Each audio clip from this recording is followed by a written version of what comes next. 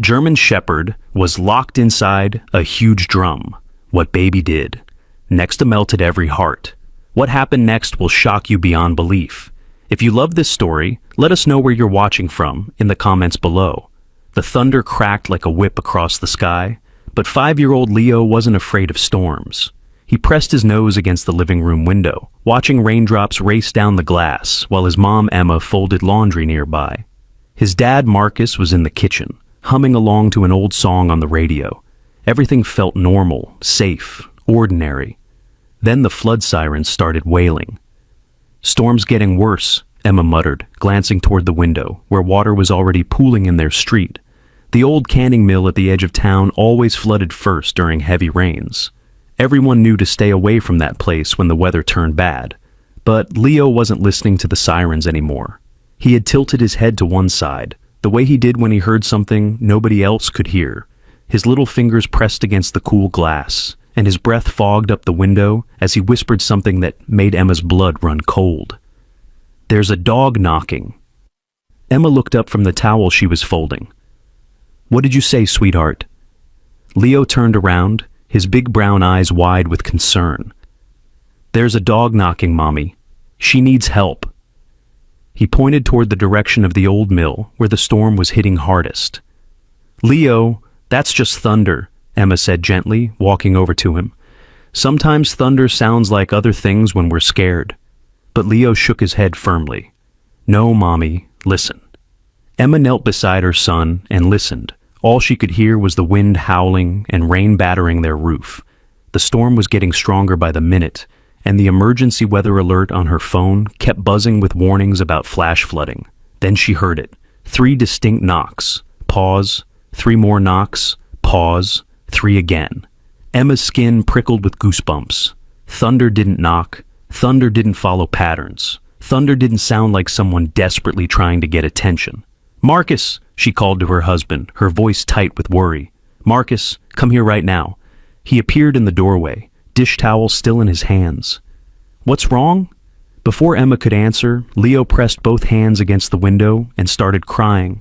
Not the loud, dramatic crying of a hurt child, but the quiet, heartbroken sobs of someone who understood pain they were too young to name. "She can't breathe," Leo whispered through his tears. "She can't breathe, and she's so scared, and she doesn't know why they put her in there." Emma and Marcus exchanged a look that parents share when their child says something that doesn't make sense but feels terrifyingly real. Leo had always been sensitive, always seemed to know things before they happened.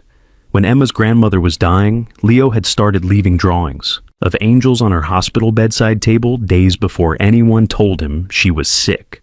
"In where, buddy?" Marcus asked, crouching down to Leo's level. "Who can't breathe?" Leo wiped his nose with the back of his hand and looked at his father with the kind of seriousness that doesn't belong on a 5-year-old's face. "The dog in the big drum, by the water place." The knocking came again, 3 times. Pause. 3 times. Emma felt her heart start pounding. The old canning mill had dozens of industrial drums scattered around the property. Most of them were rusted and empty, leftovers from when the place actually produced food. But if someone had trapped an animal in one of those drums during the storm... "We have to go," Leo said, already reaching for his rain boots. "We have to go right now, or she's going to die." "Leo, we can't go out in this weather," Emma said, trying to keep her voice calm. "It's dangerous. The roads are flooding." "She's more scared than we are," Leo replied, pulling on his boots with the determined efficiency of a child on a mission. "And she has babies coming." Emma's breath caught. "Babies?" Leo nodded solemnly. "That's why they put her there, because of the babies. But the babies need her to breathe." The knocking came again, more urgent this time. Marcus walked to the window and peered out into the storm. The rain was coming down so hard he could barely see their neighbor's house. But in the distance, barely visible through the sheets of water, he could make out the dark outline of the mill. "This is crazy," he muttered, but he was already reaching for his car keys. 20 minutes later, their SUV was crawling through 2 feet of rushing water toward the mill. Emma had called animal control, but the dispatcher said they couldn't send anyone out until the storm passed. She'd called the police, but they were dealing with car accidents and power lines down all over town. She'd even called the fire department, but they were rescuing people from flooded houses. They were on their own. The mill yard was a nightmare of debris and standing water. Dozens of blue industrial drums bobbed like corks in the flood, most of them dented and obviously empty. But one drum, sitting higher than the others on a concrete pad, was making sounds that definitely weren't coming from the storm. Thump, thump, thump. There, Leo said, pointing with perfect accuracy to the drum that was making noise. She's in there. Marcus parked as close as he could and grabbed the emergency kit from their trunk. The water was almost up to his knees as he waded toward the drum, and the current was stronger than he'd expected. Emma stayed in the car with Leo, both of them watching through the windshield wipers.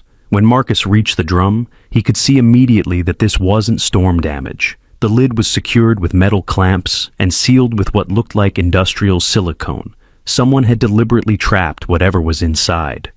The thumping stopped when Marcus touched the drum. For a moment, the only sounds were wind and rain. Then, so softly he almost missed it, he heard a whimper. "I'm here," he called out, hoping his voice could penetrate the metal. "I'm going to get you out." A stronger whimper answered him, followed by scratching sounds, like claws against metal. Marcus pulled out his tire iron and started working on the clamps. They were tight, probably tightened with power tools, and the flooding water made it hard to get good leverage.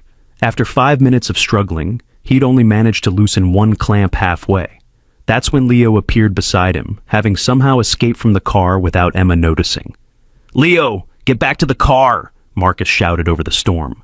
But Leo was already kneeling beside the drum, pressing his small hands against the blue metal. "It's okay," he whispered. "We're here now. You don't have to be scared anymore." The scratching stopped. The whimpering quieted. For several heartbeats there was only the sound of rain. Then, clear as a bell despite the storm, they heard a soft whine from inside the drum. Not panicked anymore. Almost relieved. "She knows we're here," Leo said, looking up at his father with absolute confidence. "She's not scared now, but we still have to hurry because of the babies." Marcus attacked the clamps with renewed energy. The second one came loose easier than the first, as if whatever was inside had stopped fighting and started trusting. The third clamp snapped free just as Emma reached them, having finally given up trying to keep Leo in the car. "This is insane!" she panted, but she was already helping Marcus with the fourth and final clamp. When the last clamp came free, the lid of the drum shifted slightly and a rush of stale, humid air escaped. Marcus carefully lifted the heavy metal lid and peered inside. A pair of dark, intelligent eyes looked back at him. The German Shepherd was beautiful, even soaked and terrified. Her black and tan coat was matted with moisture, and she was trembling, but there was something regal about the way she held her head, even cramped in the drum. She looked at Marcus for a long moment, then shifted her gaze to Leo. Leo didn't hesitate. He reached his small hand toward the dog, moving slowly and carefully the way his parents had taught him to approach new animals. "Hi," he whispered. "My name is Leo. We came to help you." The dog stretched her neck forward and gently licked Leo's fingers. Then, in a movement that broke Emma's heart, she licked the tears from Leo's cheeks. "She's saying thank you," Leo said softly. She was so scared she was going to die before her babies came. Emma helped Marcus lift the dog from the drum. She was heavier than expected, and as they lifted her, Emma felt something that made her gasp. The dog's belly was round and firm, and Emma could feel movement under her hand. Active, urgent movement. "Oh my God!" Emma breathed. "She really is pregnant, and I think she's in labor." As if summoned by Emma's words, the dog's body tensed, and she panted heavily for about 30 seconds before relaxing again. A contraction. "We need to get her to a vet," Marcus said, already scooping the dog into his arms. "Now." But as they loaded the dog into their SUV, Leo noticed something that the adults had missed. Around the dog's neck, barely visible under her matted fur, was a collar with a metal tag. "Look," Leo said, pointing. Emma brushed the wet fur aside to reveal the tag. Stamped into the metal were two words that changed everything. Cane Security. Marcus went very still. Everyone in their small town knew about Cane Security. They trained guard dogs for businesses and wealthy clients. Expensive dogs, aggressive dogs. Dogs that weren't supposed to be gentle enough to lick tears from a little boy's face. As they drove away from the mill, none of them noticed the black pickup truck parked in the shadow of the trees at the edge of the property. Inside the truck, a man with cold eyes watched them leave, then picked up his phone and made a call. "They found her," he said when someone answered. "The family with the kid. They're taking her home." A gravelly voice on the other end of the line said something that made the man smile, but it wasn't a pleasant smile. "Yes, sir, Mr. Kane. I'll make sure you get your property back. All of it." The man hung up the phone and started his engine. He knew exactly where the family lived. In a town this small, everyone knew everyone else's business. He also knew that Kane didn't like people interfering with his business. And he especially didn't like people who cost him money. The German Shepherd was worth $5,000, trained and certified. Her puppies would be worth even more once they were old enough to train. Kane would want them all back. Tonight. The drive home felt like the longest 20 minutes of Emma's life. The German Shepherd lay in the back seat with her head in Leo's lap, panting heavily as contractions came and went. Leo kept one small hand on her head, whispering things that Emma couldn't quite hear over the storm. "What are you telling her, sweetheart?" Emma asked, turning in her seat to check on them. "I'm telling her about our house," Leo said without looking up. "About my room and the soft blankets and how Mommy makes the best soup when someone doesn't feel good. She's never had a safe place before." Emma's heart clenched. How could a 5-year-old possibly know that? Marcus pulled into their driveway just as another contraction hit the dog. This one was stronger than the others, lasting almost a full minute. When it ended, the dog looked up at Leo with eyes that seemed to hold an entire conversation. "She says the babies are coming now," Leo announced, "and she says thank you for bringing her home." They carried the dog inside, Marcus supporting her weight, while Emma cleared the couch cushions and spread out every towel and blanket they owned. The dog settled gratefully onto the makeshift bed, her tail giving a weak wag when Leo sat beside her. "I should call Dr. Walsh," Emma said, reaching for her phone. Dr. Walsh was their family veterinarian, a kind woman who'd been taking care of pets in their town for 30 years. But when Emma dialed, the call went straight to voicemail. The storm had knocked out several cell towers, and Dr. Walsh lived on the other side of town where the flooding was worst. "What do we do?" Marcus asked, kneeling beside the couch. The dog was panting harder now, and even he could see that labor was progressing quickly. "I don't know," Emma admitted. "I've never delivered puppies before. I don't know what's normal or what's dangerous or—" "She does," Leo said quietly. Both parents turned to look at their son. He was sitting cross-legged on the floor, one hand resting on the dog's paw. His eyes were closed, and he had the same peaceful expression he got when he was really concentrating on something. "She knows what to do," Leo continued, opening his eyes. "She's done this before, but not somewhere safe. She says we just need to stay close and help if she needs us." As if responding to Leo's words, the dog lifted her head and looked directly at Emma. There was something almost human in that gaze, a communication that went beyond words. "Trust me," the look seemed to say. "I know you'll take care of us." Another contraction hit, stronger than the others. The dog repositioned herself, and Emma could see the first signs that a puppy was coming. Her hands shook as she tried to remember everything she'd ever read about animal births. "Leo, maybe you should go to your room," she started to say. "No." Leo's voice was firm in a way that surprised both his parents. "She needs me here. The babies need me here." The dog whined softly, and Leo immediately moved closer, placing both hands gently on her side. "It's okay," he whispered. "We're all here. You're safe now." Emma watched in amazement as the dog's breathing slowed. Leo's presence seemed to calm her in a way that nothing else could. The first puppy arrived 20 minutes later.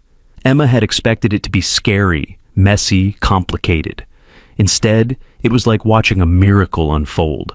The dog seemed to know exactly what to do, and Leo guided Emma's hands to help when needed, somehow knowing instinctively when to step in and when to let nature take its course.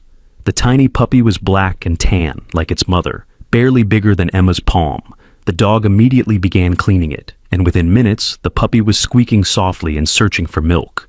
"One," Leo said softly, as if keeping count was the most important job in the world. The second puppy followed an hour later, then a third. Each time, the process was the same. The dog would labor, Leo would whisper encouragement, and Emma would help however she could.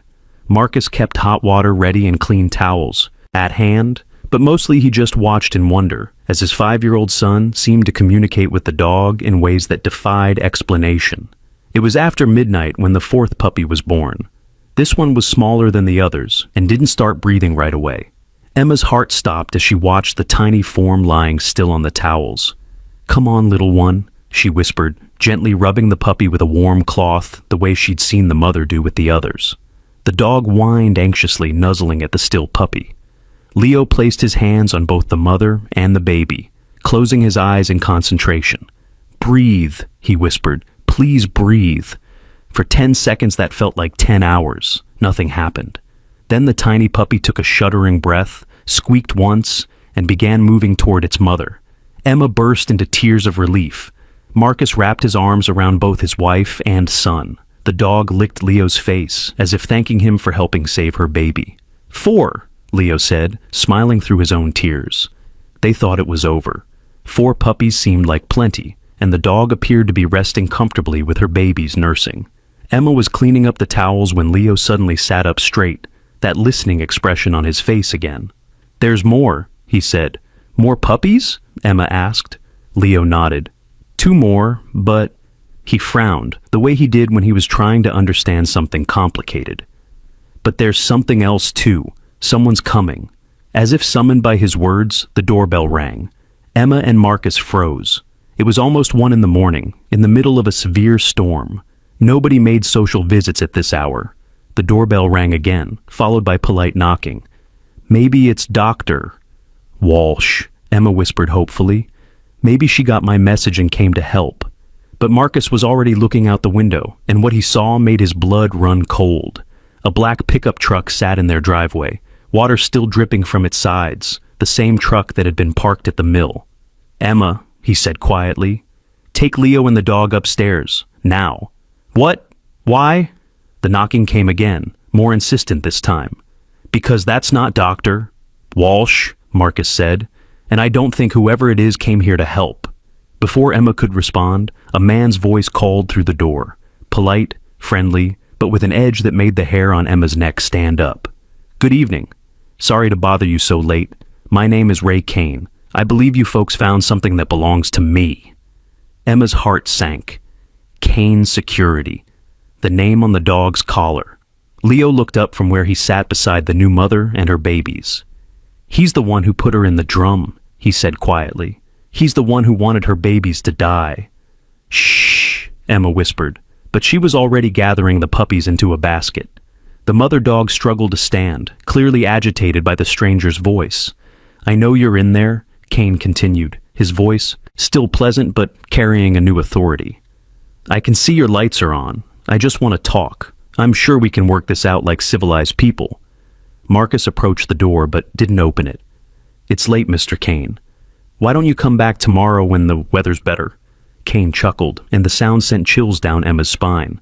"I'm afraid this can't wait until tomorrow. You see, you have my dog, and my property, and I need them back tonight."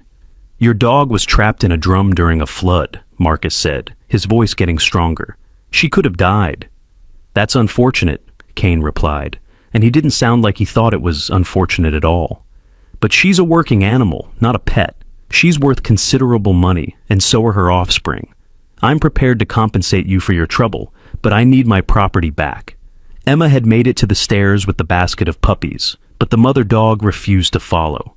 She stood at the bottom of the staircase, looking back and forth between her babies and the front door, every muscle tense. "She won't leave Daddy," Leo whispered. "She knows the bad man wants to hurt him too." The knocking stopped. For a moment, everything was silent except for the storm outside. Then every light in the house went out. "Marcus," Emma called softly from the stairs. "I know," he replied. The power outage couldn't be a coincidence. In the darkness, they heard footsteps moving around the outside of their house. Not one person, at least 2, maybe 3. "Mr. Johnson," Kane called from outside. "I know you're a reasonable man. You have a family to think about. I suggest you open the door and we can discuss this calmly." The fact that Kane knew their last name sent ice through Emma's veins. They'd never met this man before tonight, but he knew exactly who they were and where they lived. "How did he?" Emma started to whisper. "Small town," Marcus replied grimly. "Everyone knows everyone. Leo appeared beside them in the darkness, moving with the sure-footed confidence of a child who knew every inch of his own house. "She says there are 3 of them," he whispered, "and they have something that makes dogs sleep." Emma's blood chilled. Tranquilizer guns. "Leo, I need you to listen very carefully," Marcus said, kneeling to his son's level. "I want you to take your mom and go to your bedroom. Lock the door and don't open it for anyone except me. Can you do that?" Leo nodded solemnly, but then he looked back toward the living room, where the mother dog stood guard over the spot where her puppies had been. "What about her?" he asked. "She'll be okay," Marcus promised, hoping it was true. But the dog seemed to have other plans. As they whispered in the hallway, she padded silently to the front door and lay down across the threshold, not hiding, not cowering, guarding. "She won't let them in," Leo said with absolute certainty. "She knows they want to hurt her babies." A new sound came from outside, the jingle of keys. Someone was trying to unlock their front door. "How do they have keys to our house?" Emma breathed. Marcus didn't answer, but his mind was racing. Kane Security didn't just train dogs. They provided security services for businesses and wealthy clients. They would have access to lock-picking tools, universal keys, all kinds of equipment that could get them into places they didn't belong. The jingling stopped. The door handle turned, the front door swung open, and a figure stepped inside. In the darkness, Emma could only make out a silhouette, but she could see something in the person's hand, something that looked like a gun. The mother dog rose from her position on the floor. She didn't growl or bark or show any of the aggressive behaviors that Kane had trained into her. Instead, she simply stood between the intruder and the staircase where her puppies were hidden and waited. "There you are, beautiful," the intruder said softly. "Time to come home." He raised the tranquilizer gun. The dog didn't move. That's when Leo did something that no adult would have expected. He walked down the stairs, past his parents, and stood beside the dog. "No," he said simply. The intruder paused. "Kid, you need to get out of the way. This doesn't concern you." "Yes, it does," Leo replied, his voice steady despite his small size. "She's my friend, and you can't take friends away from each other." Emma started to move toward her son, but Marcus caught her arm. Something in Leo's posture, something in the way the dog leaned slightly against him, told him to wait. "Look, kid," the intruder said, and his voice was gentler now. "This is a working dog. She's not a pet. She belongs with people who know how to take care of her." "You put her in a drum," Leo said, "in the rain while she was having babies." The man was quiet for a long moment. Even in the darkness, Emma could see his posture change. "That wasn't," he started, then stopped. "Look, sometimes we have to make hard choices. Dogs like her, they're valuable. We can't let them just run around having babies whenever they want." "But the babies need their mama," Leo said, "and the mama needs to be safe." Emma realized she was holding her breath. Her 5-year-old son was having a philosophical debate about animal rights with an armed intruder, and somehow, incredibly, it seemed like he might be winning. The man lowered the tranquilizer gun slightly. "Kid, your parents are good people for helping her, but she's not yours to keep. She belongs to Mr. Kane, and he paid good money for her." "Money doesn't make someone belong to you," Leo said. "She chose us. She wanted us to find her." The dog, as if understanding the conversation, took one step forward and gently licked Leo's hand. The intruder watched this interaction, and Emma saw something change in his face. For just a moment, he looked less like a man following orders and more like someone remembering what it felt like to be human. "Danny?" Kane's voice came from outside. "What's taking so long?" The spell was broken. Danny straightened up, raising the tranquilizer gun again. "Sorry, kid," he said. "Orders are orders." But before he could fire, sirens filled the air. Real sirens this time, getting closer. Danny froze. Kane cursed from outside. The sound of running footsteps splashed through the flooded yard as the men retreated to their truck. "This isn't over," Kane called back toward the house. "That dog belongs to me, and I will get her back." The black pickup roared to life and disappeared into the storm just as police cars turned onto their street. Emma ran down the stairs and gathered Leo into her arms. Marcus flipped the circuit breaker that Kane's men had thrown, and the lights came back on. The mother dog was still standing guard, but now she looked up at Leo with an expression that could only be described as gratitude. "The police are here," Emma said, relief flooding her voice. "We're safe." But Leo was looking toward the window, watching the red taillights disappear into the darkness. "He'll come back," he said quietly. "He's not done trying to take her." As if responding to his words, the dog moved closer to the family, positioning herself so that she could see both the front door and the stairs leading to her puppies.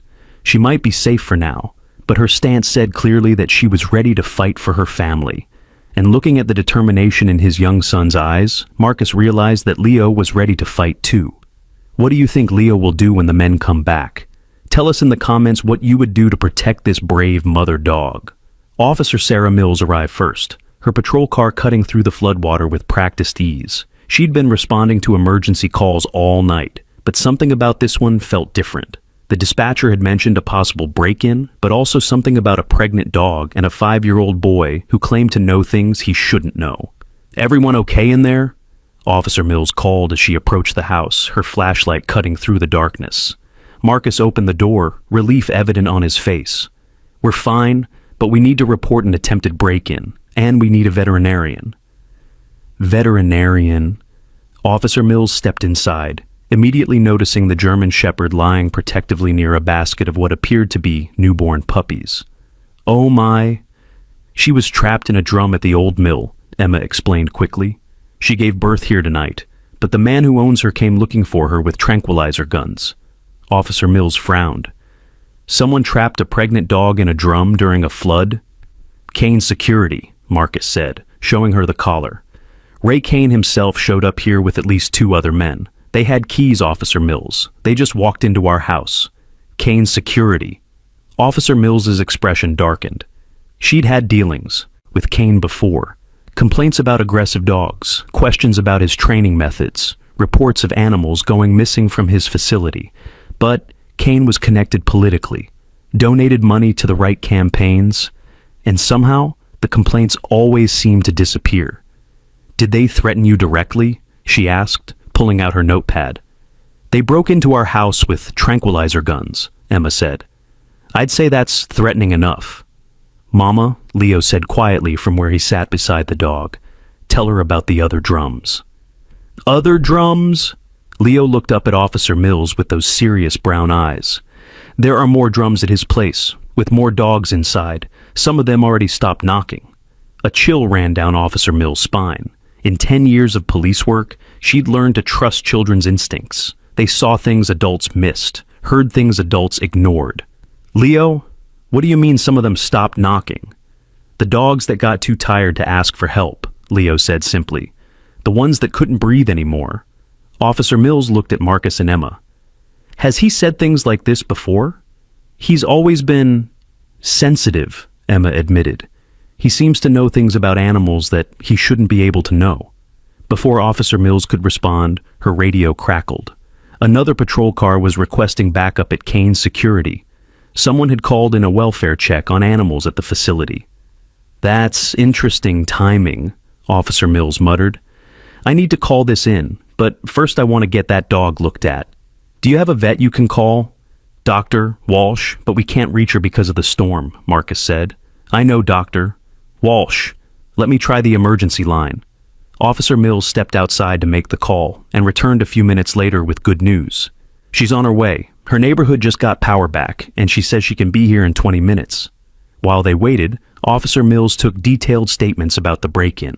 Leo sat quietly beside the mother dog, occasionally whispering things that made her tail wag weakly.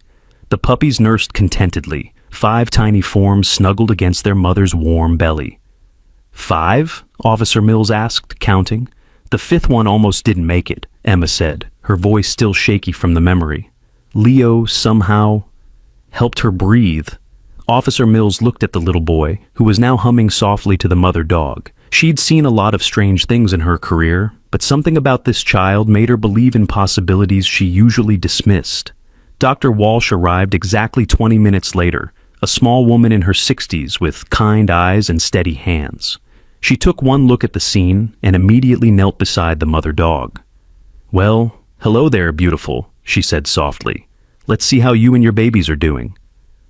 The examination took 30 minutes. Dr. Walsh checked each puppy carefully, weighing them on a small scale and listening to their hearts with a tiny stethoscope. The mother dog submitted to the examination calmly, seeming to understand that this human was there to help. "She's dehydrated and exhausted, but otherwise healthy," Dr. Walsh announced. "The puppies are all in good condition, though they're smaller than I'd like. That suggests she was under stress during pregnancy." "What kind of stress?" Officer Mills asked. Dr. Walsh's expression grew grim. "The kind that comes from being kept in inadequate conditions. Poor nutrition, limited exercise, psychological stress. This dog has been through hell." As if summoned by their conversation, Leo looked up from where he'd been petting the mother dog's head. "She says to tell you about the needles." Dr. Walsh paused. "Needles?" "The needles that made some of the other mama dogs not have babies anymore," Leo said matter-of-factly. "She was scared they would give her the needle too." Dr. Walsh and Officer Mills exchanged a look that spoke volumes. Forced sterilization wasn't uncommon in puppy mills and unethical breeding operations. "Leo," Dr. Walsh said gently, "can you ask her anything else about where she came from?" Leo put his hands on the dog's head and closed his eyes for a moment. When he opened them, his expression was sad. "She says there are metal boxes with other dogs. Some of them are mama dogs who had their babies taken away. Some of them are daddy dogs who got too old to make babies. They don't get much food or water, and they never get to go outside." "Metal boxes?" Officer Mills pressed. "Like the drum, but bigger. And they stacked them up high, like blocks." Officer Mills felt sick. Stacked metal kennels were a common feature of puppy mills and illegal breeding operations. She'd seen photos in training seminars, but she'd never encountered one in her jurisdiction. "I need to call this in immediately," she said, reaching for her radio. But before she could make the call, her radio crackled with an incoming message. The welfare check at Kane's Security had turned into something much bigger. "All units, we have a situation at Kane's Security. Multiple animals in distress. We need animal control, additional officers, and..." The voice paused. "We need the state police. This is bigger than we can handle." Officer Mills looked at the family. "I need to go, but I'm leaving another officer here with you until we sort this out." "What about her?" Emma asked, nodding toward the mother dog. "She stays with you," Officer Mills said firmly. "At least until we figure out what's happening at Kane's place." After Officer Mills left, Dr. Walsh stayed to monitor the mother dog and puppies. She set up IV fluids to help with the dehydration and showed Emma how to bottle feed the puppies if they needed supplementation. "She's going to need a lot of care," Dr. Walsh explained. "Good nutrition, safe environment, minimal stress. She's been through trauma, and trauma affects nursing mothers just like it affects humans." "We can do that," Emma said without hesitation. "What about Kane?" Marcus asked. "He's not going to just give up." Dr. Walsh's expression hardened. "Ray Kane has been operating on the edge of legality for years. If what's happening tonight is as bad as I think it is, he's going to have bigger problems than one missing dog." As if responding to the mention of Kane's name, the mother dog lifted her head and looked toward the window. Her body tensed, and a low growl rumbled in her throat. "What is it, girl?" Dr. Walsh asked. Leo put his hand on the dog's head. "She hears something." They all listened, but heard only the storm outside. Then Leo's eyes went wide. "They're back," he whispered, "but different this time." "Different how?" Marcus asked. "More of them. And they're not trying to be quiet anymore." As if summoned by Leo's words, headlights swept across their front windows. Not one vehicle this time, but 3. Black SUVs with tinted windows moving slowly down their street. Marcus peered through the curtains. "Those aren't the same trucks from before." Dr. Walsh joined him at the window. "Those are Kane's transport vehicles. He uses them to move dogs to and from training facilities." "Why would he need transport vehicles?" Emma asked, a terrible suspicion growing in her mind. "Because he's not planning to just take her," Dr. Walsh said grimly. "He's planning to take all of them. Tonight." The SUVs parked across the street, engines running. For several minutes, nothing happened. Then the doors opened and 6 men got out. They moved with military precision, spreading out to surround the house. "This is different," Marcus said, his voice tight with worry. "This isn't a simple break-in anymore." Leo stood up from beside the mother dog and walked to the window. He was too short to see over the sill, but he pressed his hands against the glass as if he could feel what was happening outside. "He's really angry now," Leo said softly. "He's angry because the police came to his place and found the boxes. He's angry because people are asking questions. And he's angry because we made him look bad." "How could you possibly know that?" Dr. Walsh asked. Leo turned to look at her, and for a moment he looked far older than his 5 years. "She tells me things. And she's scared because she knows what he does to dogs who cause him trouble." The mother dog struggled to her feet, despite Dr. Walsh's protests that she should rest. She moved to stand between her puppies and the front door, every muscle tense with protective instincts. "Easy, girl," Dr. Walsh soothed. "You're safe here." But the dog's behavior suggested she didn't feel safe at all. She panted anxiously, occasionally whining softly as she looked back and forth between her babies and the door. "She wants to run," Leo said, "but she won't leave her babies, and she can't carry them all." That's when they heard it. Not knocking this time, but power tools. Someone was working on their front door lock, and they weren't trying to be subtle about it. "Call 911, Marcus said to Emma. "I'm trying," Emma replied, but her phone showed no signal. "Nothing's going through." Dr. Walsh tried her phone with the same result. "They're jamming the cell towers. This is professional." The sound of power tools stopped. The front door handle turned, and this time it opened easily. Ray Kane stepped into their living room like he owned the place. He was a big man with silver hair and cold eyes, wearing an expensive suit that somehow managed to look crisp despite the storm outside. Behind him came 4 other men, all carrying equipment that looked far more sophisticated than simple tranquilizer guns. "Good evening," Kane said pleasantly, as if he'd been invited. "I'm sorry for the late hour, but we have business to conclude." "Get out of our house," Marcus said, stepping forward. Kane smiled, but it didn't reach his eyes. "Mr. Johnson, you're harboring stolen property. That dog and her offspring belong to me. I have the paperwork to prove it." "That dog was abandoned in a drum during a flood," Dr. Walsh said, her voice sharp with professional authority. "That constitutes animal abandonment, which voids any ownership claims." Kane's gaze shifted to Dr.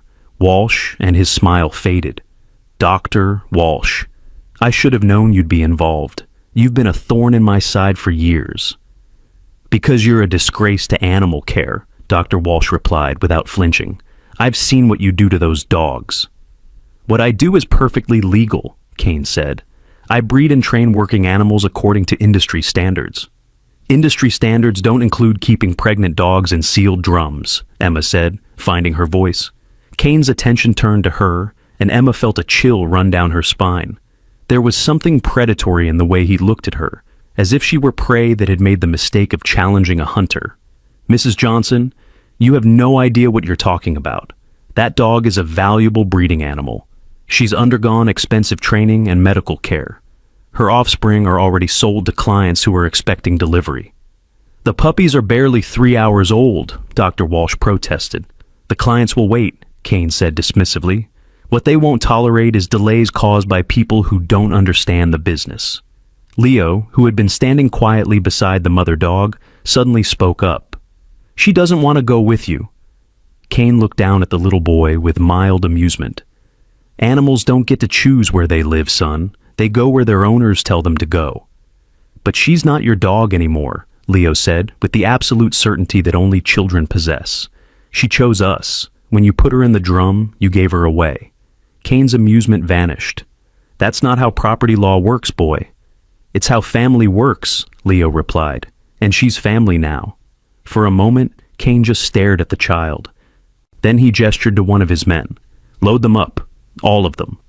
The man stepped forward with what looked like a large pet carrier, but the mother dog wasn't having it. She planted herself firmly in front of her puppies and growled, a low warning sound that made everyone in the room freeze. "Easy, girl," the man said, pulling out a tranquilizer gun. "Nobody wants to do this the hard way." But before he could raise the weapon, Leo did something unexpected. He stepped in front of the dog, spreading his arms wide to shield her. "No," he said simply. The man looked to Kane for guidance. Kane's jaw tightened. "Move the boy," he ordered. "I'm not moving," Leo said. "She's my friend, and friends don't let friends get hurt." "Leo, please get out of the way," Emma pleaded, terrified for her son. But Leo shook his head. "She protected me when the bad men came before. Now I'm protecting her." The mother dog seemed to understand what Leo was doing. She moved closer to him, pressing against his legs in a gesture that was both protective and grateful. Kane's patience was clearly running out.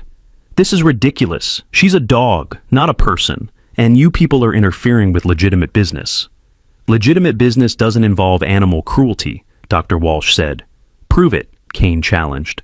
"Show me one piece of evidence that I've violated any animal welfare laws." That's when Leo looked up at Kane with those serious brown eyes and said something that changed everything. "She can prove it. She remembers everything. The needles, the boxes, the other dogs who died. She remembers all of it." Kane went very still. "Dogs don't have memories like that." "She does," Leo said confidently, "and she's not the only one. All the dogs you hurt remember. They're waiting for someone to listen to their stories."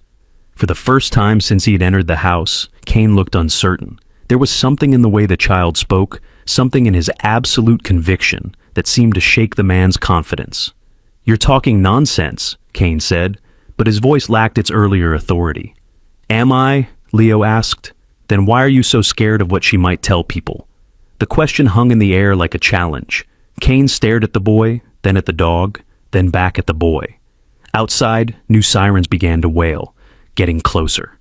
"Sir," one of Kane's men said urgently, "we need to go, now." But Kane wasn't ready to give up.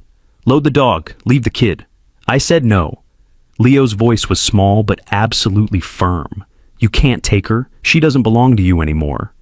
Kane took a step toward the child, and that's when the mother dog did something that surprised everyone. She didn't growl or bare her teeth. Instead, she moved to stand beside Leo and looked directly at Kane with an expression that could only be described as dignified defiance. The message was clear. "If you want her, you'll have to go through both of us." Kane stared at the unlikely pair, a 5-year-old boy and a traumatized dog, standing together against a man with money, power, and armed men at his back.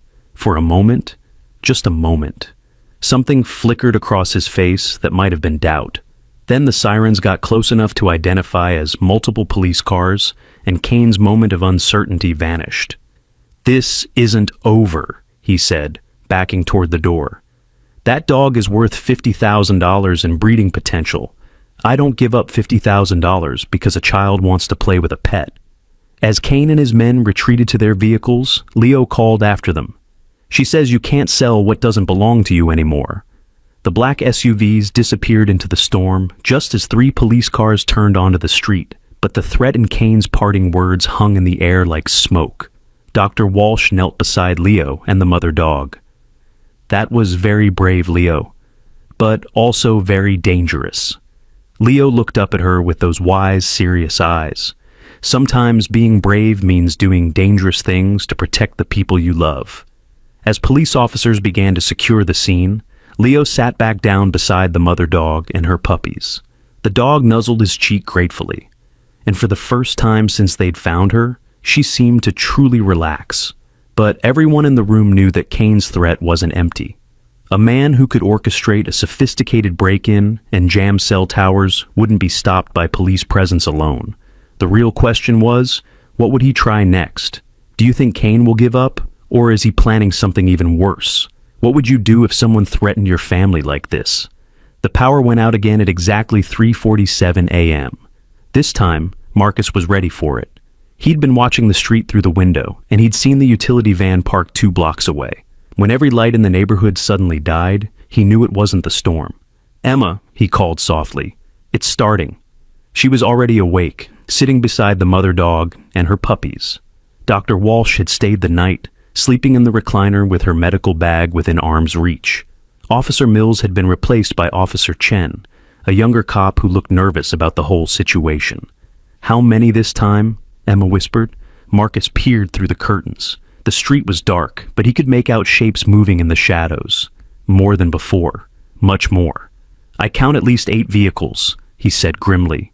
"This isn't a kidnapping anymore. This is a siege." Leo sat up from where he'd been curled against the mother dog's side. Even in sleep, he'd kept one small hand on her fur, as if his touch could keep her safe. "They brought the big truck," he said quietly, though he hadn't looked outside. "What big truck?" Dr. Walsh asked, instantly alert. Leo closed his eyes for a moment, that concentrated expression on his face. The truck with the boxes inside. They're going to take all of us." A chill ran through everyone in the visit room. Officer Chen reached for his radio, but Marcus stopped him. "They're jamming communications again," Marcus said. "You won't get through." As if to prove his point, Chen's radio crackled with static. No voices, no dispatch, just white noise. "So we're on our own," Dr. Walsh said. "No," Leo said firmly. "We have her, and she has us. We're a pack now." The mother dog lifted her head and looked at Leo with those intelligent dark eyes. Her tail gave a weak wag, and she gently licked his cheek. "That's right, girl," Leo whispered. "We're family." Outside, they could hear the quiet sounds of men positioning themselves around the house. Footsteps in the wet grass, the soft click of equipment being set up, whispered commands that were too quiet to understand. "They're being very careful this time," Officer Chen observed. "Professional." "Kane has military contacts," Dr. Walsh said. "He provides dogs for private security firms, some of them overseas. This kind of operation would be nothing to them." Emma held her sleeping daughter closer. At some point during the night, little Maya had woken up and crawled into bed with the puppies, treating them like living stuffed animals. The sight of her 4-year-old daughter snuggled up with 5 newborn puppies, while their traumatized mother stood guard, had nearly broken Emma's heart. "What's the plan?" Marcus asked. "We can't fight off 8 men with military training." "We don't fight them," Leo said, standing up carefully so he didn't disturb the puppies. "We show them." "Show them what?" Leo walked to the window and pressed his hands against the glass. "The truth. She wants to show them the truth." Before anyone could ask what he meant, a bright spotlight blazed to life outside, flooding their living room with harsh white light. Then another spotlight, and another, until their house was lit up like a stage. "Johnson family," a voice called through a bullhorn, "this is your final warning. Send out the dog and her offspring, and nobody gets hurt." Marcus recognized the voice. Kane himself was out there. "We know you can hear us," Kane continued. "You have 60 seconds to comply, or we're coming in to retrieve our property." Officer Chen stepped forward. "I should identify myself. Let them know law enforcement is here." "They already know, Doctor," Walsh said grimly. "They don't care." Leo turned away from the window and looked at the adults with that serious expression. "She says they've done this before, taken dogs from families who tried to help them. But this time is different." "Different how?" Emma asked. "Because this time, people are watching." As if summoned by his words, Emma's phone buzzed, then Dr. Walsh's phone, then Marcus's. Despite the cell jamming, text messages were somehow getting through. Dozens of them. "We see the lights at your house. Are you okay? Channel 7 is showing your street on the news. Police are trying to get to you, but roads are blocked. The whole town is watching. Don't give up." Emma stared at her phone in amazement. "How are these getting through?" "Someone's broadcasting this," Marcus realized. "Someone's streaming what's happening here." Officer Chen checked his phone and found the same flood of messages. The state police are en route, but they're being blocked by road construction that appeared overnight. Kane's voice came through the bullhorn again. 30 seconds. The mother dog stood up, leaving her puppies for the first time since they'd been born. She walked to the front door and sat down, facing it directly. Not cowering, not hiding, ready. "She's not going to run," Leo said softly. "She's tired of running." 20 seconds. Leo walked over and sat beside the dog. "I'm not running either." "Leo, no," Emma started. "It's okay, Mommy," Leo said, placing his hand on the dog's head. "We're going to show them something they've never seen before." 10 seconds. The spotlight suddenly cut out, plunging them back into darkness. For a moment, the silence was absolute. Then the front door exploded inward. Men in tactical gear poured into the living room, moving with military precision. Night vision goggles, body armor, weapons drawn. This wasn't Kane's security team anymore. These were professionals. The mother dog didn't move. She sat beside Leo, both of them facing the armed men with quiet dignity. "Secure the animals," the team leader ordered. "Minimal force. We're being watched." One of the men approached with a large carrier, the kind used for transporting multiple animals. The mother dog watched him come closer, but didn't growl or show aggression. She simply looked at him with those intelligent eyes and waited. "Come on, girl," the man said, not unkindly. "Let's make this easy." The dog turned to look at Leo. For several heartbeats they stared at each other, and Emma could swear they were having a conversation without words. Then Leo nodded slightly, and the dog did something that nobody expected. She lay down and rolled onto her back, exposing her belly in the universal canine gesture of submission. But this wasn't submission to the armed men. This was submission to Leo, showing everyone in the room who she trusted, who she considered her alpha. "She's showing them," Leo said quietly. "She's showing them that she chose us." The tactical team leader paused. In his line of work, he dealt with aggressive animals, terrified animals, animals that had to be sedated before transport. He'd never seen an animal make such a deliberate, conscious choice about who to trust. "Sir," he said into his radio, "we have a situation."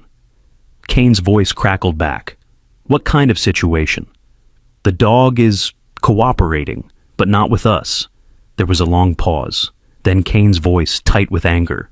"I don't care if she's doing tricks. Load her up and bring her out." The team leader looked down at Leo and the dog, still lying in that position of trust and vulnerability. Something in the scene bothered him, something that went against his training and experience.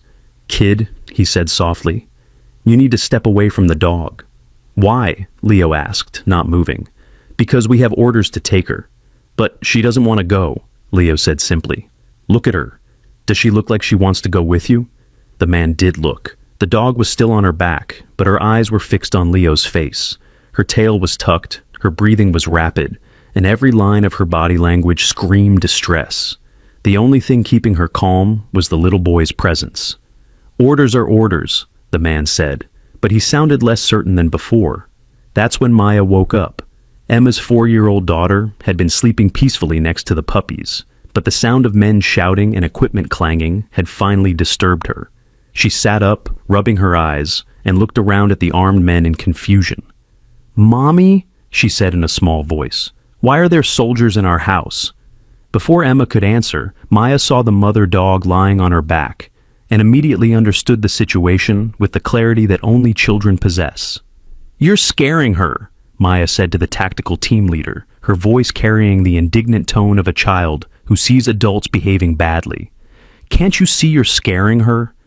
The man looked down at the little girl, then at the dog, then at Leo, who was now protectively stroking the dog's chest. "We're just doing our job," he said, but he was starting to sound like he was trying to convince himself.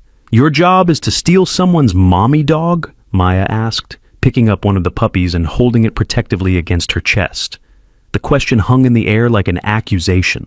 These men were trained for combat, for high-stress situations, for dealing with dangerous criminals.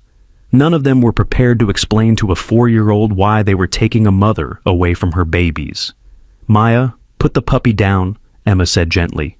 "No," Maya said, her lower lip jutting out in the stubborn expression Emma knew all too well. "They want to take the mama dog away from her babies. That's mean." The team leader spoke into his radio again. "Sir, we have 2 minors interfering with the operation." Kane's voice came back immediately. "Move the children and complete the mission." "Sir, the children they're protecting the animals. I don't care if they're singing lullabies. Remove them and take my property." The team leader looked around the room. Dr. Walsh was holding her phone up, clearly recording everything. Officer Chen had his hand on his weapon, though he was vastly outnumbered. Marcus and Emma were positioned to protect their children, and the children themselves were positioned to protect the animals. And in the middle of it all, a traumatized mother dog and her 5 newborn puppies, depending on humans to make the right choice. "This is wrong," one of the other tactical team members said quietly. "This feels wrong." "We have orders," the team leader replied, but his conviction was wavering. That's when Leo stood up and did something that changed everything. He walked directly to the team leader, looked up at him with those serious brown eyes, and said, "Can I tell you a secret?" The man was so surprised by the question that he actually knelt down to Leo's level. "What secret?" "She's not the only one," Leo whispered, but loud enough for everyone to hear. "There are lots more dogs like her, and they're all waiting for someone to save them." "What do you mean?" Leo glanced at the mother dog, who had rolled back onto her belly and was watching the conversation intently. She tells me things about the place where she came from, about the other dogs who were still there. The team leader felt a chill run down his spine. What kind of things? Bad things, Leo said simply. Things that would make you sad if you knew about them. Before the man could respond, Dr. Walsh stepped forward. "Officer," she said, addressing the team leader with professional authority. "I'm a licensed veterinarian. I've examined this dog, and she shows clear signs of long-term abuse and neglect. Taking her back to Kane would constitute animal cruelty." "We're not animal control," the team leader said. "We're here to recover stolen property." "Stolen property?" Dr. Walsh's voice rose. "This dog was abandoned in a sealed drum during a flood. That's not theft, that's rescue. According to Mr. Kane, the dog escaped during transport." "Transport to where?" Dr. Walsh challenged. "And why was she in a sealed container during a storm?" The team leader didn't have an answer for that. Kane's briefing had been light on details, focusing on the value of the dog and the urgency of recovery.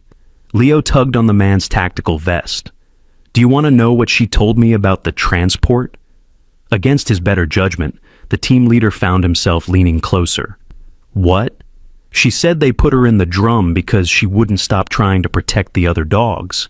The dogs that were getting the needle that makes them go to sleep forever." The words hit the tactical team like a physical blow.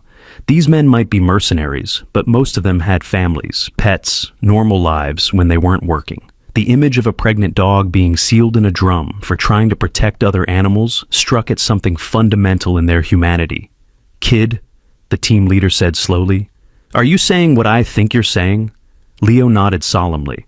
"She says they have a special room where they take the dogs who get too old or too sick to make babies. The dogs go in, but they don't come out." The tactical team exchanged glances. They'd signed up to recover stolen property, not to be part of what sounded like an animal extermination operation. "Sir," one of them said into his radio, "we need clarification on the mission parameters." Kane's voice came back sharp and angry. "The parameters are simple. Take the dog, take the puppies, leave now." But the team leader was looking at the mother dog, who was now sitting between Leo and Maya, both children's hands resting on her fur. Her intelligent eyes moved from face to face, as if she was reading the humans around her and making judgments about their intentions. "She's choosing again," Leo said softly. "She's choosing who to trust." The dog looked directly at the team leader for a long moment. Then she did something extraordinary. She stood up, walked over to him, and sat down directly in front of him. Not cowering, not aggressive, just waiting. "What's she doing?" the man asked. "She's asking you to choose too," Leo replied. "She's asking you to decide what kind of person you want to be." The team leader stared down at the dog. In 15 years of military and private security work, he'd never been asked to make a moral choice by an animal. It was unsettling, overwhelming, and completely outside his training. His radio crackled again. "Status report, now." The team leader looked around the room one more time, at the children protecting the animals, at the parents protecting the children, at the veterinarian documenting everything, at the local cop who was clearly in over his head but standing his ground anyway, and at the mother dog who was still sitting in front of him, waiting for his decision. He made his choice. "Negative on recovery," he said into his radio. "Mission parameters have changed." Kane's voice exploded from the radio. "What do you mean negative?" "You have your orders." "Sir, we're not recovering property," the team leader said, standing up. "We're being asked to participate in animal cruelty. That's not what we signed up for." The silence on the radio was deafening. Then Kane's voice came back, cold and dangerous. "You're all fired. Get off my property and don't come back." "This isn't your property," the team leader replied, "and those aren't your animals anymore." As the tactical team filed out of the house, the team leader paused at the door. He looked back at Leo and the mother dog, still sitting together in the middle of the chaos. "Kid," he said, "take care of her. She's special." Leo nodded seriously. "I know, she told me." After the men left, the house fell silent, except for the soft whimpering of puppies and the sound of rain still pattering against the windows. But outside, they could hear Kane shouting orders to someone, his voice carrying clearly through the storm. "I don't care what it costs," he was yelling. "I want them out of that house tonight, all of them." Dr. Walsh looked at Marcus and Emma with worry. "He's not giving up." What's he going to try next? Emma asked. Leo, who had been listening to the voices outside, turned to face them with an expression that was both sad and determined. Everything, he said simply. He's going to try everything. The mother dog moved, closer to her puppies, gathering them with her nose as if preparing for another threat. But this time, she didn't face the door alone. Leo sat beside her, Maya curled up with the puppies, and the adults formed a protective circle around them all. Whatever Cain had planned next, they would face it together. When powerful people want something badly enough, how far will they go to get it? Share your thoughts below about what you think Cain will do next. It was Dr. Walsh who first suggested they fight back, but not in the way anyone expected. We can't just sit here waiting for Cain's next move, she said, pacing around the living room while keeping one eye on the mother dog and her puppies. He's escalating because he thinks he can intimidate us into silence. But what if we do the opposite? What do you mean? Marcus asked. Dr. Walsh pulled out her phone, which was now getting sporadic signal, as Cain's jamming equipment seemed to be having technical difficulties. I mean, we tell everyone what's really happening here. Not just our neighbors, but everyone. Emma looked skeptical. Cain has money, connections. Who's going to believe us over him? Her, Dr. Walsh said, pointing to the mother dog. She's the proof. And Leo seems to understand things about her that we can document. Leo looked up from where he was gently petting one of the sleeping puppies. She wants people to know about the others, the dogs who can't tell their own stories anymore. A chill ran through the room. Even after everything they'd witnessed, Leo's matter-of-fact statements about the dog's communications still left the adults unsettled. Leo, Dr. Walsh said gently, if I started recording, could you ask her to tell us about where she came from? About what happened to the other dogs? Leo considered this seriously. She might be too scared. Bad things happen to dogs who tell secrets about the man. What kind of bad things? Officer Chen asked. The kind that make dogs disappear, Leo replied quietly. The mother dog, as if understanding the conversation, lifted her head and looked directly at Dr. Walsh's phone. For several seconds, she stared at the device, as if weighing a decision that could change everything. Then she did something remarkable. She stood up, carefully stepped over her nursing puppies, and walked to Dr. Walsh. She sat down directly in front of the phone camera and looked into the lens with those intelligent dark eyes. She's ready, Leo said softly. She says if something happens to her, at least people will know the truth. Dr. Walsh started recording, her hands trembling slightly as she held the phone steady. What followed was unlike anything any of them had ever witnessed. Leo placed his hands gently on the dog's head and began to speak, but it wasn't really Leo speaking. The words came out in his 5-year-old voice, but the content was far beyond anything a child should know. My name is...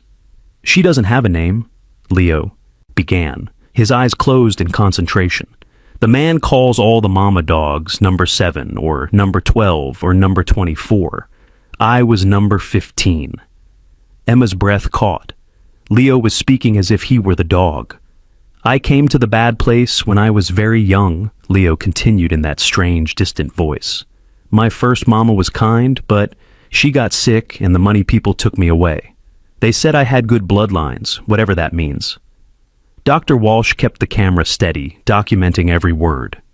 At first, the bad place wasn't so bad. They fed us and gave us exercise time. But then, I got old enough to have babies, and everything changed. Leo's voice grew sadder, more strained. They put me in a small box with a boy dog, and they wouldn't let us out until I was going to have puppies. Then they took the boy dog away, and I never saw him again. Marcus and Emma exchanged horrified looks. This was describing a puppy mill operation, but from the perspective of one of the breeding animals. When my first babies came, they took them away when they were too little to leave their mama. I cried for days, but no one cared. They just waited until my body was ready to have more babies, then put me back in the box with another boy dog. Tears were rolling down Leo's cheeks now, though his eyes remained closed.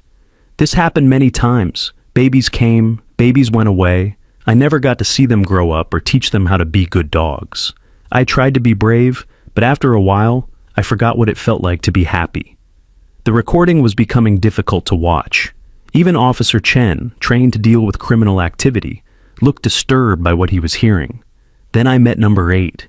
She was an older mama dog who had been there longer than anyone.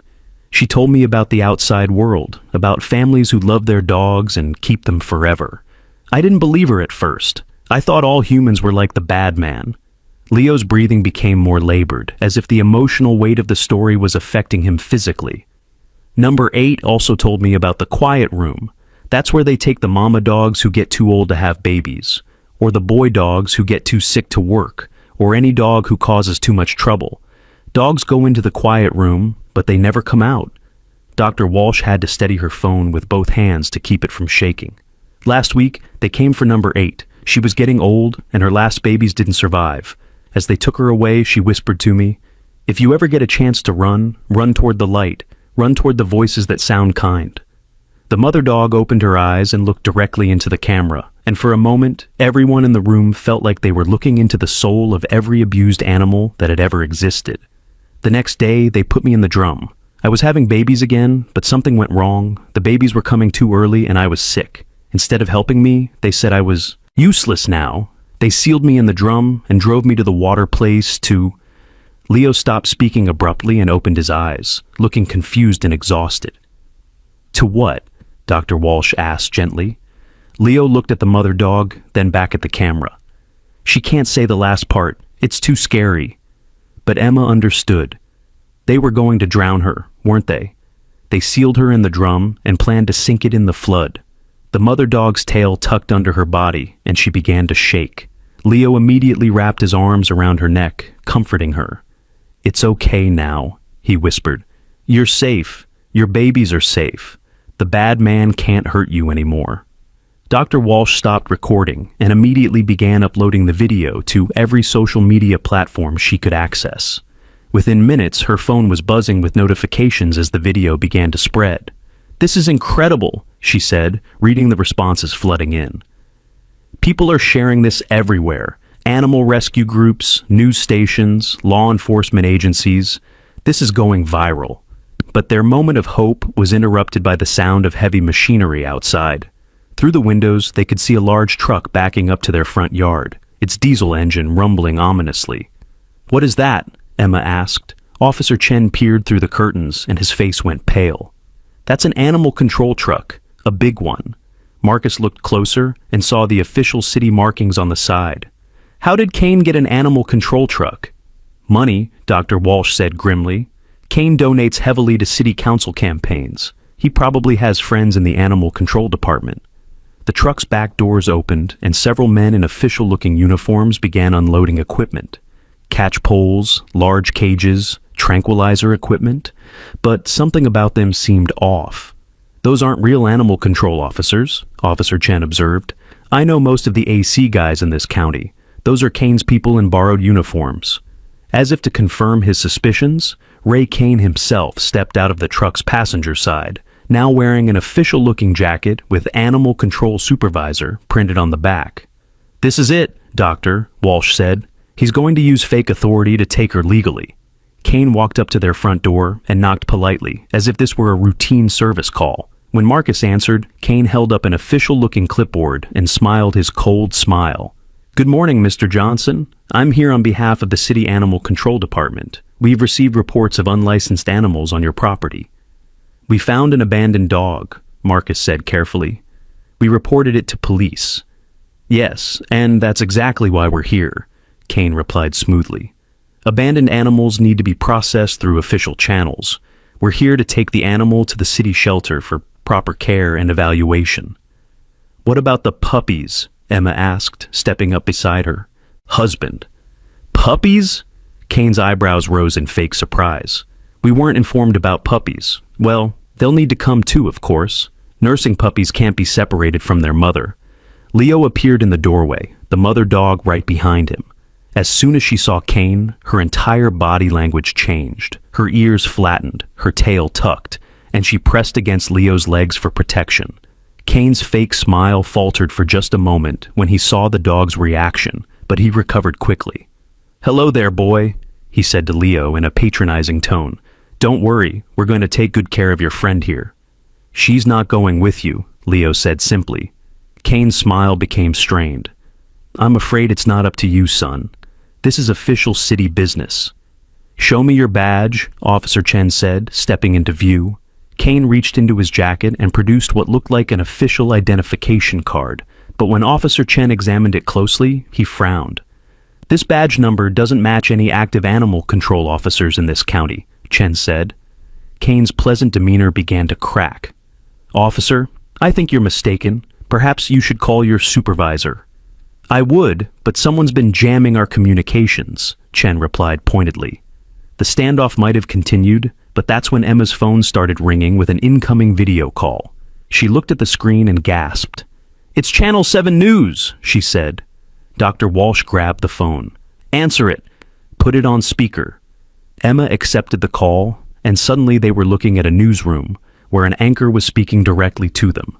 "This is Jennifer Walsh with Channel 7 News. We're speaking live with the family that rescued a pregnant German Shepherd from floodwaters last night. Mrs. Johnson, can you tell us what's happening there right now?" Kane's face went white as he realized they were being broadcast live on television. "We're being threatened by Ray Kane of Kane Security," Emma said clearly into the phone. "He's trying to take back a dog we rescued, and he's using fake animal control credentials to do it." The news anchor's eyes lit up. Ray Kane?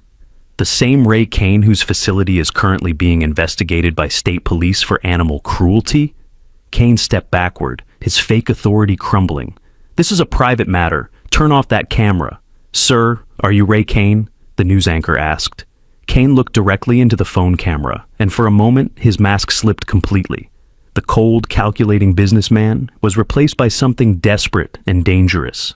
"This is harassment," he said. "That dog belongs to me. I have papers." "Papers for a dog you abandoned in a drum during a flood?" Dr. Walsh interjected, stepping into camera view. "I'm Dr. Walsh, a licensed veterinarian. I've examined this animal, and she shows clear signs of long-term abuse and neglect. Mr. Kane's facility is currently under investigation for operating an illegal puppy mill." Kane's face flushed red with anger. "You have no proof of that." "Actually, we do, Doctor," Walsh said, holding up her phone. "We have a video testimony from the dog herself, translated through this remarkable little boy who seems to understand her in ways we can't explain." The news anchor looked fascinated. "Can we see that video?" Dr. Walsh nodded and began playing the recording they had made earlier, as Leo's voice filled the air, describing the horrors of the puppy mill. From the dog's perspective, Kane's expression changed from anger to panic. "That's nonsense," he said, but his voice lacked conviction. "Dogs can't communicate like that." "Then explain this," Dr. Walsh said, and she turned the phone camera toward the mother dog. The dog, as if understanding that she was on television, looked directly into the camera lens. Then she did something extraordinary. She walked to the spot where her puppies were sleeping and lay down beside them, positioning herself so that the camera could see both her protective posture and the 5 tiny lives she was nurturing. The message was clear to anyone watching. This is a mother protecting her children. "Oh my God," the news anchor breathed. "That's the most beautiful thing I've ever seen." Kane made one last desperate attempt to regain control. "This is all very touching, but legality is legality. I have ownership papers for that animal." "Ownership papers for an animal you tried to kill?" Leo asked, his young voice carrying clearly through the phone speaker. Kane stared down at the little boy with undisguised hatred. "You don't know what you're talking about, child." "Yes, I do," Leo replied calmly. "She told me everything, about number 8, about the quiet room, about all the dogs who never got to have families because you sold their babies and threw them away when they got old." The phone camera captured every word, broadcasting Leo's accusations live to thousands of viewers across the region. Kane's face had gone from red to purple. "This is slander. I'm going to sue all of you." "Sue us for what?" Marcus asked. "For rescuing an abandoned animal? For protecting our children? For telling the truth?" That's when they heard it, the sound of multiple vehicles approaching fast. But this time, the vehicles had sirens. Real police cars, real animal control officers, and what looked like state police vehicles were racing down their street, lights flashing and sirens wailing. Kane heard them too, and his expression shifted from anger to fear. "This isn't over," he said, backing toward his fake animal control truck. "I'll be back with real lawyers and real court orders." "No, you won't," said a new voice. Everyone turned to see Detective Sarah Martinez of the state police walking up their front steps, her badge clearly visible and a warrant in her hand.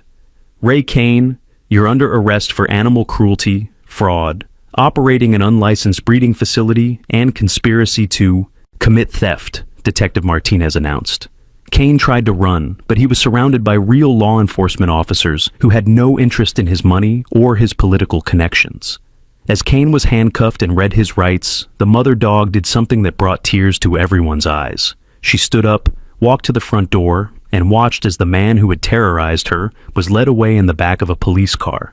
Then she turned back to Leo, walked over to him, and gently licked his face. "She says thank you," Leo translated softly. "She says now, all the other dogs can be safe too." Detective Martinez approached the family with a warm smile.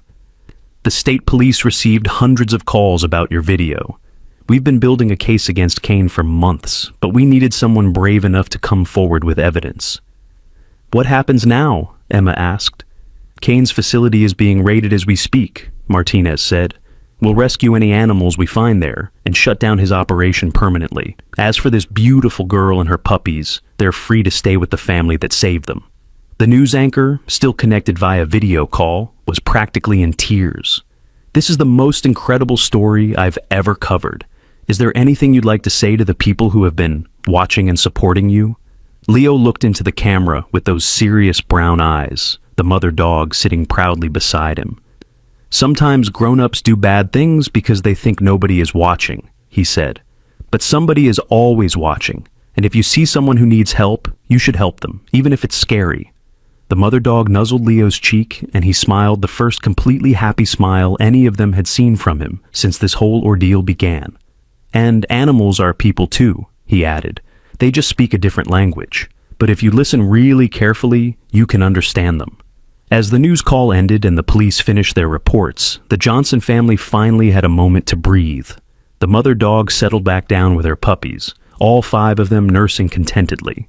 "So, what do we name them?" Maya asked, sitting cross-legged beside the dog family. "She already has a name," Leo said confidently. "She told me." "What is it?" Emma asked. Leo smiled and put his hand gently on the mother dog's head. "Hope. Her name is Hope." And looking at the peaceful scene of a mother dog nursing her babies in safety, surrounded by the human family that had risked everything to save them, it was impossible to think of a more perfect name. But as the last police car drove away and normalcy began to return, none of them noticed the black sedan parked at the far end of the street, its occupant speaking quietly into a phone.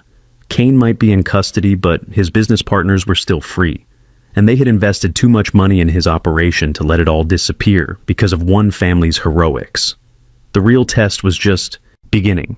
If you had the power to shut down puppy mills forever, what's the first thing you would do? Let us know your ideas in the comments. 3 days after Kane's arrest, the Johnson family thought their nightmare was over. Hope was recovering beautifully. Her 5 puppies were growing stronger every day, and the media attention had died down to a manageable level. Leo had returned to his normal 5-year-old activities, though he still spent hours each day sitting with Hope, the 2 of them seeming to communicate in their mysterious way. Detective Martinez had called that morning with good news. The raid on Kane's facility had uncovered evidence of one of the largest illegal puppy mill operations in state history. 47 dogs had been rescued, most of them in terrible condition. Kane was facing federal charges now, and his operation was finished forever. "I think we can finally relax," Emma said, watching through the kitchen window as Leo played in the backyard with Hope and her puppies.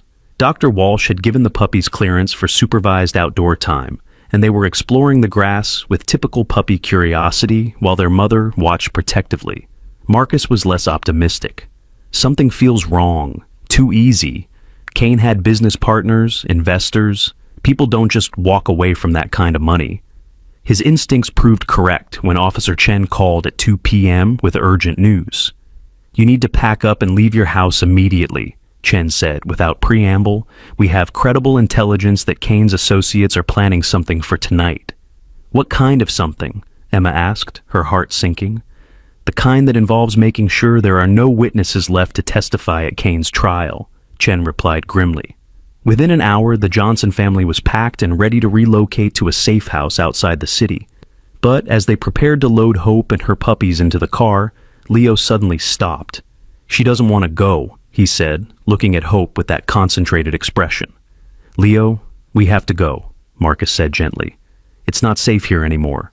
She says if we run, they'll just follow us, and other families will get hurt trying to help us." Hope looked up at Leo, then walked to the front window and sat down, facing the street. Her posture was alert, watchful, but not fearful. "She's tired of running," Leo translated. "She wants to stay and face them." "Leo, she's a dog with 5 newborn puppies," Emma said. "She can't fight off armed men." "She's not planning to fight them," Leo said, that serious expression on his young face. "She's planning to show them." "Show them what?" Before Leo could answer, cars began pulling into their neighborhood. Not the black SUVs from Kane's team, but ordinary vehicles. Neighbors, families, people they'd never seen before, all parking on their street and walking toward their house. Dr. Walsh was among the first to arrive, carrying medical supplies and wearing a determined expression. "We saw the news about the threats. We're not letting you face this alone." "Who's we?" Marcus asked. His answer came as more people continued to arrive. Mrs. Peterson from down the street, carrying a thermos of coffee and a folding chair. The Martinez family from 2 blocks over, bringing their 3 children and a picnic basket.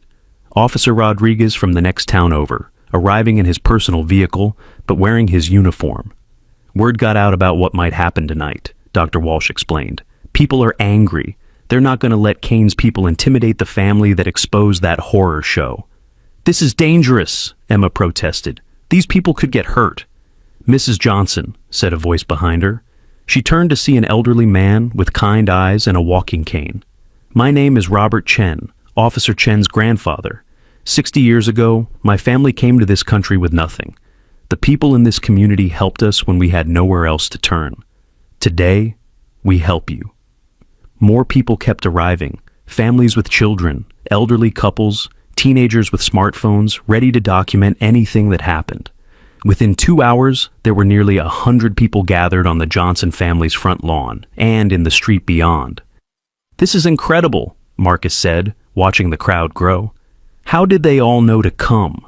"Social media," said a young woman with purple hair and multiple cameras around her neck. "I'm Jessica Walsh, doctor. Walsh's niece. I've been live streaming updates about your story. When word got out about the threats, people started organizing. We've got viewers from 12 different states watching right now."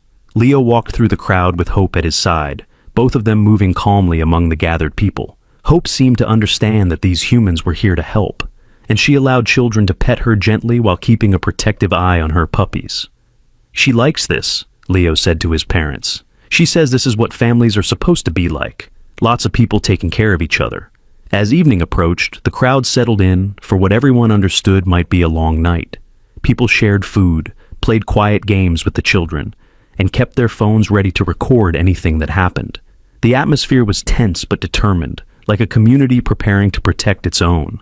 Hope seemed to sense the change in mood as darkness fell. She gathered her puppies closer and positioned herself where she could see both the street and the crowd of humans who had come to protect her family. The attack came at 11:47 p.m., but it wasn't what anyone expected. Instead of armed men storming the house, a single black sedan pulled up to the curb. The driver stayed in the car while a well-dressed woman in an expensive suit walked calmly toward the crowd. "Good evening," she called out in a professional voice. "My name is Victoria Sterling, and I represent the legal interests of Mr. Kane's business associates. I'm here to make you all a very generous offer." The crowd parted reluctantly as she approached the Johnson family's front steps. Hope immediately stood up, placing herself between the woman and Leo, but she didn't growl or show aggression. She simply watched. "Mr. and Mrs. Johnson," Victoria continued, "my clients are prepared to offer you $50,000 for the return of their stolen property, plus an additional $50,000 for your discretion regarding this matter." "Stolen property?" Dr. Walsh stepped forward. "That dog was abandoned. She was rescued." Victoria smiled coldly. "That's a matter of interpretation. What's not a matter of interpretation is that my clients have invested considerable resources in their breeding program, and they intend to protect that investment." "Kane's in jail," Marcus pointed out. "His operation is shut down."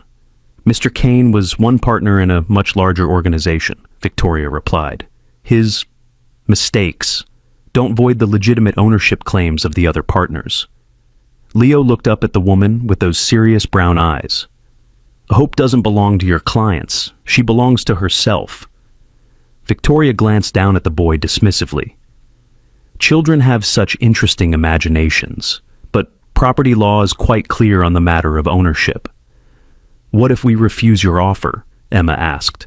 Victoria's smile became sharper. I would strongly advise against that course of action. My clients are business people, but they are not without resources. Accidents happen, houses catch fire, people have car troubles on dark roads. It would be such a shame if anything unfortunate happened to such a lovely family.